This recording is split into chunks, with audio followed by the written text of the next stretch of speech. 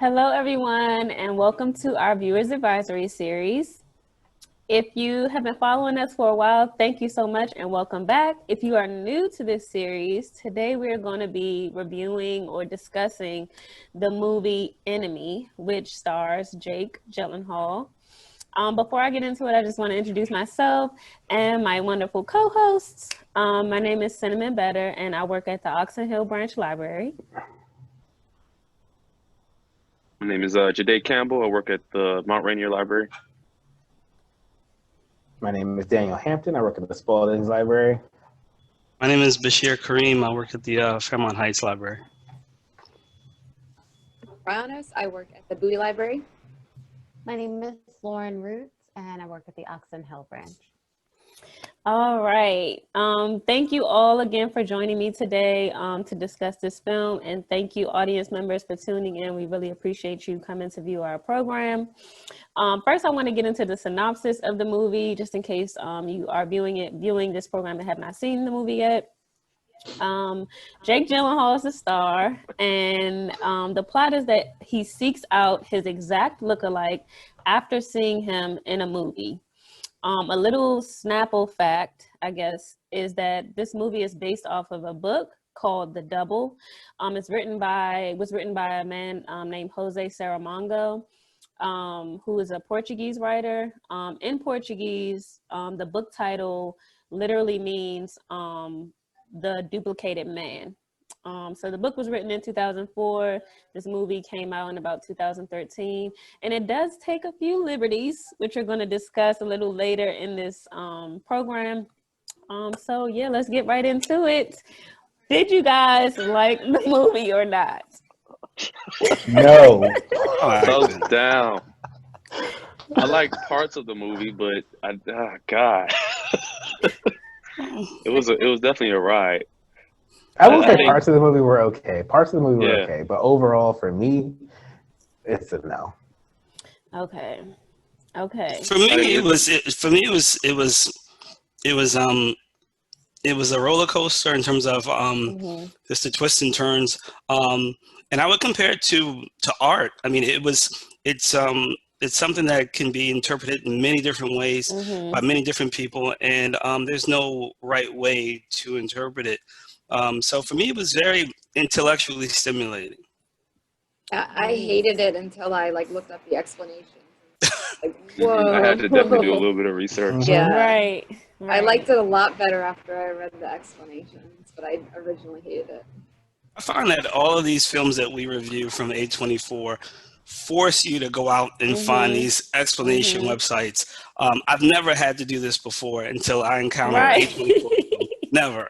And so I'm just bookmarking them now because I know that that's where I'm going to be the minute I finish watching. Right. Because see, that's my question. Is that if we have to do extra research to understand the movie, was the movie really effective in getting its point across? I think so. Yeah. I really tend to like films that are more thought-provoking and aren't just, you can't just take them for face value, but you know that there are things that you can delve deeper into to find a larger meaning. So I personally like it. Like films like that, which is why I really do appreciate A24 and their independent film support, and how all of their films really that we've watched so far at least are like, well, let me take a step back. Let me go and Google some stuff and see like what I was actually supposed to get from this film, or what these themes mean, what this freaking spider meant, etc. So I think there's a difference. Oh, sorry. Go ahead. I think there's a difference between looking for, digging deeper to find out some new information on the topic and things like that. A difference between that and just being straight up confused and wondering what the heck is going on. But whenever you know, what it is. Doing some of the research, I saw that people recommend watching the movie over again and putting pieces together, because then I guess after you've seen it already, you kind of know what to expect, and you might notice certain, new things popping up at you. Right. Yeah. So one of the things I think that we all probably noticed was the prevalence of spiders in this film. Does anybody want to touch on what they think that meant? Maybe before you did your research, what did you think? Did you think it was random, or were you like, oh, okay, I could see how this would mean this? Yeah. I mean, we could dedicate this whole program talking about the spiders and trying to unpack the meaning of the spiders. I can tell you that the opening quote, I lost sight of it, and I kept it in mind, it would have made more sense. And it said something to the effect that, you know, chaos is order that is not yet understood or some Deciphered. yes, deciphered. And so while the spiders did come off as being kind of random and, you know, just kind of weird and didn't seem to have a place, when you go back and you read those explanation websites, you come to see, oh, okay, there was a lot of genius behind those spiders. So I'm just going to stop there and see what other people have to say. Okay.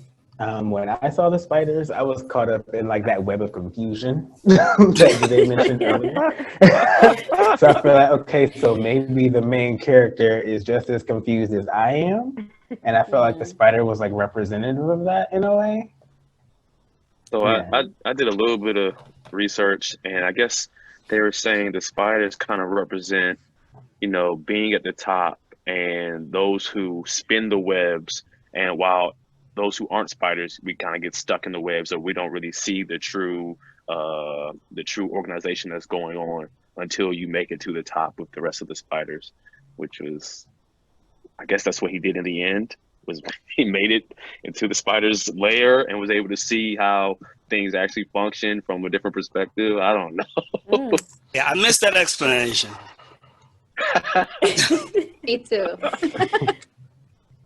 I read something to the effect that I read two explanations. I'm not going to give both because maybe someone else can elaborate on the other, which is really deep, that dealt with Freudian, Madonna complex, and but the one that I could wrap my mind around was that basically the spiders represented the women in his life, and also the spiders and the webs represented him just feeling entangled in a life of you know, just rigmarole.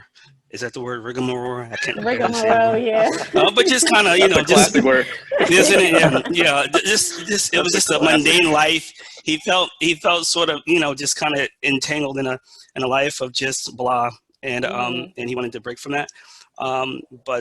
Yeah, so That kind of makes sense because throughout the movie, at the start of the movie, he's giving his lecture to his class, talking about how the world sees patterns and how things always come back around and happen again. And I honestly felt like at the end of the movie, Adam was just picking up what Claire's pattern all over again. You know, once he got that key, he was like, "Oh, okay, you know, I'm gonna go see what this is about." Right. yeah. Lauren. Here we go. So She gonna break it down for us. so the viewers know, Yes. this was Lauren's suggestion. Oh, don't put her on for the our spot. thing. No, I want to make it known because I think that Lauren usually picks movies that are very thought provoking, like the ones that make you think, like, okay. Oh no, yeah, I have to agree with Rachel on the usually. No, I like. No, well, this one in particular, I will say that there are parts of this that I really like. I have a thing for books and for movies that center on doppelgangers.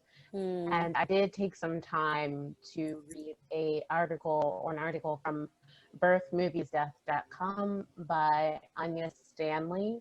And she kind of talks about how doppelgangers oftentimes their appearance signifies the manifestation of fears and anxieties about a character or that a character has, or they externalize the repressed within that person. So I think that that's very obviously presented here. Right. And with the